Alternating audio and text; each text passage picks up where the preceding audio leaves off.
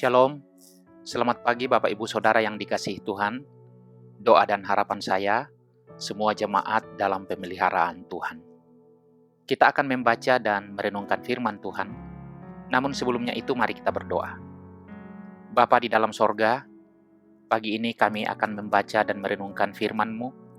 Kami mohon Roh Kudus menolong kami, menuntun dan membimbing kami, sehingga kami bisa mengerti dan memahami firman-Mu dengan baik, dan kami diberi kekuatan untuk melakukannya di sepanjang hidup kami. Dalam nama Tuhan Yesus, kami berdoa. Amin. Saudara yang dikasihi Tuhan, firman Tuhan yang akan kita baca dan renungkan pagi ini dari Ester pasal 3 ayat 8. Kitab Ester pasal 3 ayat 8. Demikian firman Tuhan. Maka sembah Haman kepada Raja Ahasuerus. Ada suatu bangsa yang hidup tercerai-berai dan terasing di antara bangsa-bangsa di dalam seluruh daerah kerajaan tuanku, dan hukum mereka berlainan dengan hukum segala bangsa, dan hukum raja tidak dilakukan mereka, sehingga tidak patut bagi raja membiarkan mereka leluasa.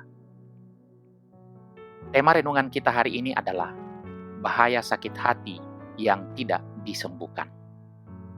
Saudara yang dikasihi Tuhan, sakit hati adalah hal yang umum dialami manusia. Namun, jika sakit hati tidak disembuhkan, ia bisa berubah menjadi akar pahit yang merusak hidup kita dan orang lain. Haman adalah contoh nyata. Akibat sakit hati kepada Mordekai, hati Haman terbakar kebencian. Yang dia pikirkan hanya balas dendam dan pembunuhan. Sakit hati itu ia pelihara, ia besarkan, hingga akhirnya membakar seluruh hatinya. Dari sekedar sakit hati kepada satu orang, berlanjut pada perencanaan pembunuhan massal kepada seluruh bangsa Yahudi. Sakit hati yang tidak disembuhkan melahirkan kebencian. Kebencian menumbuhkan dendam. Dan dendam mendorong manusia melakukan hal-hal kejam yang sebelumnya tidak pernah ia bayangkan. Di ayat ini kita melihat buah dari sakit hati Haman. Ia mulai memfitnah bangsa Yahudi. Ia mengatakan bahwa orang Yahudi tidak menaati hukum raja, padahal itu tidak sepenuhnya benar. Saudara yang dikasihi Tuhan, menfitnah berarti menjelek-jelekkan seseorang atau menyampaikan cerita buruk tentang dirinya di belakang orang tersebut. Haman menfitnah orang Yahudi dengan mengatakan bahwa mereka tidak menaati hukum-hukum raja dan merugikan kerajaan. Menyebarkan laporan buruk tentang orang secara diam-diam adalah perbuatan kotor dan pengecut, bagaikan menusuk orang yang matanya ditutup.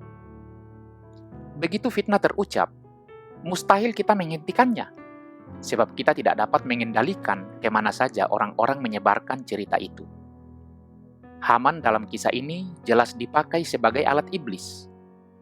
Diawali dengan menabur kebohongan dan fitnah. Ia mengemas tuduhan dengan kata-kata politik yang masuk akal, supaya Raja Ahasuerus percaya. Kemudian, Haman membangkitkan kebencian dan perpecahan. Ia menekankan perbedaan bangsa Yahudi untuk menimbulkan jarak dan diskriminasi.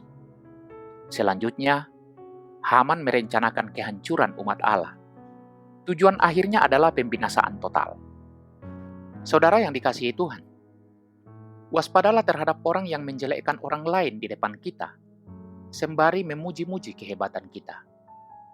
Mungkin mereka adalah penjilat seperti Haman. Bagaikan buah, luarnya mengkilap, dalamnya busuk berulat. Seringkali orang seperti itu hanya memanfaatkan seseorang untuk kepentingan pribadinya. Namun, waspadalah lebih lagi untuk menjaga hati kita sendiri. Jangan sampai menjadi seperti Haman yang licik, memanfaatkan dan memperdayai orang lain demi mendapatkan keinginan kita sendiri. Berdoalah senantiasa kepada Tuhan agar dikuatkan dan tidak terjebak dalam jerat iblis. Amin. Marilah kita berdoa. Bapa di dalam sorga, kami bersyukur atas firman. Kiranya Tuhan menolong kami, sehingga kami tidak terjebak dalam jerat iblis akibat sakit hati. Biarlah kami senantiasa melakukan setiap firman-Mu dengan baik di dalam sepanjang kehidupan kami. Dalam nama Tuhan Yesus, kami berdoa. Amin. Saudara yang dikasihi Tuhan, selamat beraktivitas, selamat berkarya. Tuhan memberkati kita sekalian.